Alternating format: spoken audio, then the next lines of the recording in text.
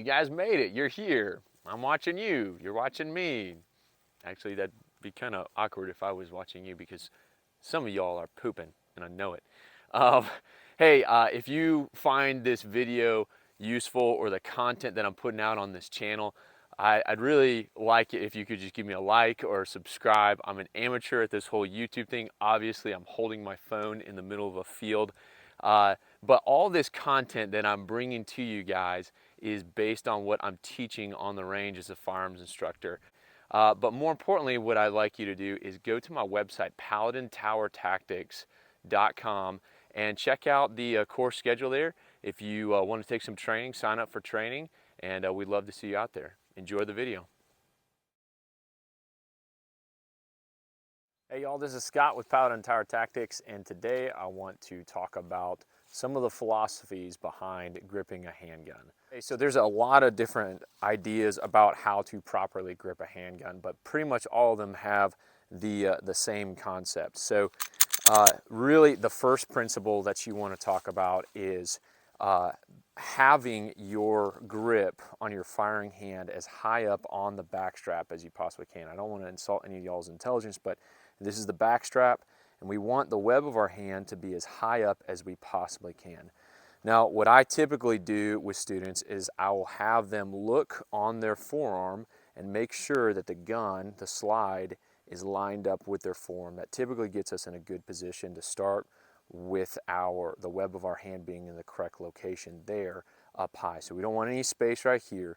But the idea, the principle is we want to be as high up to where the explosion, i.e. the round, is going off inside of the chamber. So after I do that, I'll typically tell them to give me a thumbs up. They'll give me a thumbs up, and that creates basically a space where we're going to place our support hand, all right?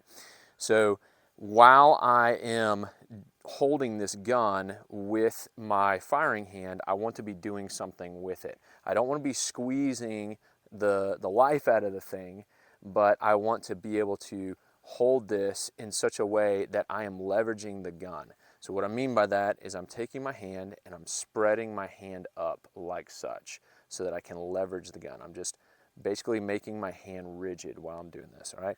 So when I grip the gun, I'm making my hand my firing hand rigid, and I'm creating all this space for my support hand.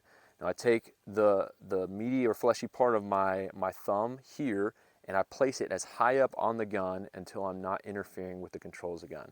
I am covering the entire circumference of the grip, 360 degrees all the way around. Now, the important part now is I want to leverage the explosion that's going to happen and mitigate the muzzle flip with this gun. So the way that I do that is, if you think from an engineering standpoint, if this is what's going up and down here, then I need to control something down here.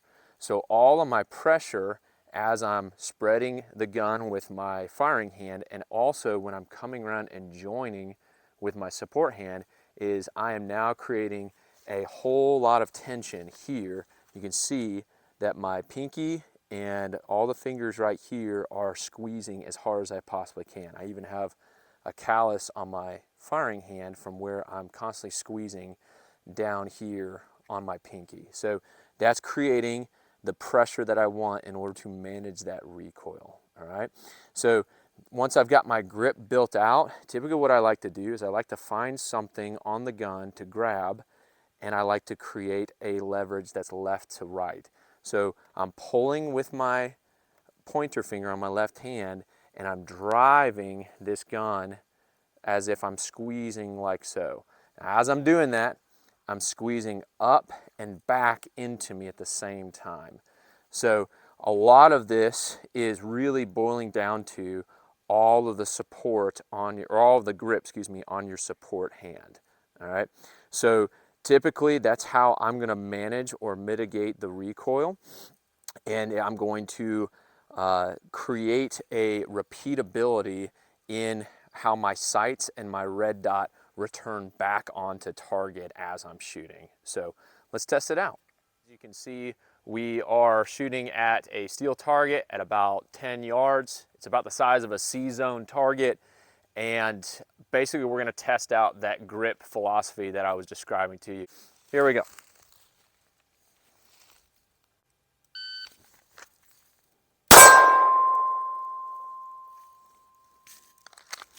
All right, we'll do that again.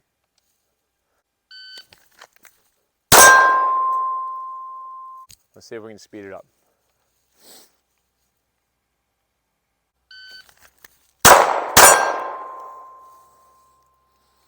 All right, so we can miss fast. That's what we just learned. That's a 115 for the first miss.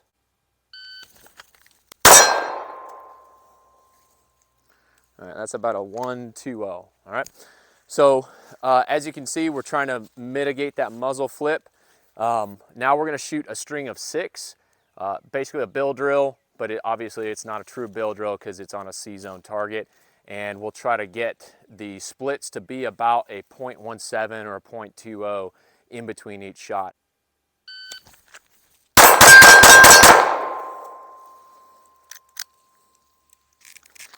All right, that was 236 with a miss.